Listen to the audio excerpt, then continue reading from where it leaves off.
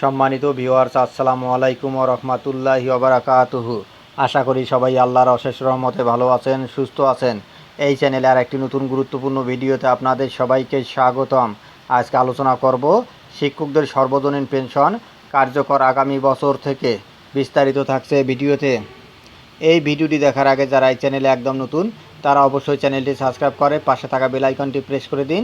আর যারা ইতিমধ্যে সাবস্ক্রাইব করেছেন তাদেরকে জানাই অসংখ্য ধন্যবাদ। শিক্ষকদের সর্বজনীন পেনশন কার্যকর আগামী বছর থেকে।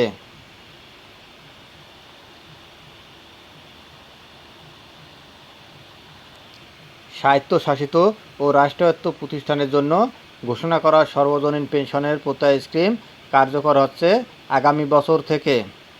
রোববার জাতীয় পেনশন স্কিম কর্তৃপক্ষের জারি করা এক প্রজ্ঞাপনে এ তথ্য জানানো হয়েছে। ফলে আগামী বছরের 1 জুলাইয়ের পর চাকরিতে যোগ দেওয়া বিভিন্ন পাবলিক বিশ্ববিদ্যালয়ের শিক্ষকরা এই স্কিমের আওতায় অবসরকালীন সুবিধা পাবেন।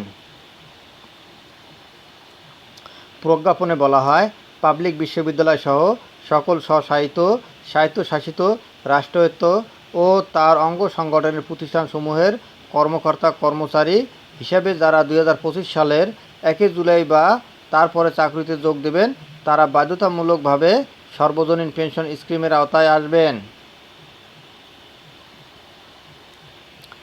সরকার গত বছরের 17 আগস্ট সর্বজনীন পেনশন স্কিম চালু হয়। আর স্বায়ত্তশাসিত প্রতিষ্ঠানের কর্মীদের জন্য গত 13 মার্চ প্রত্যয় স্কিম ঘোষণা করা হয়। এরপর থেকেই বিভিন্ন বিশ্ববিদ্যালয়ের শিক্ষকরা এই স্কিমকে বৈষম্যমূলক দাবি করে এর প্রতিবাদ জানিয়ে আসছেন।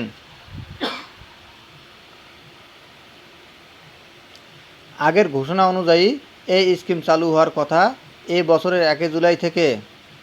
এই দিন থেকেই কর্মবিরতিতে আছেন শিক্ষকরা। ক্লাস পরীক্ষায় অংশ না নেওয়ায় অচল হয়ে পড়েছে বিশ্ববিদ্যালয় ক্যাম্পাসগুলো। এমনকি বিশ্ববিদ্যালয় ভর্তি পরীক্ষাও স্থগিত রয়েছে। শিক্ষকরা জানিয়েছেন, প্রত্যয় স্কিম বাতিল করা হলে ক্লাসে ফিরবেন তারা। ধন্যবাদ জানিয়ে বিদায় নেওয়ার আগে আবারও অনুরোধ জানাই, যদি ভিডিওটি ভালো লাগে এবং সর্বশেষ শিক্ষামূলক আপডেট ভিডিও পেতে চান তাহলে অবশ্যই চ্যানেলটি সাবস্ক্রাইব করুন। ধন্যবাদ সবাইকে।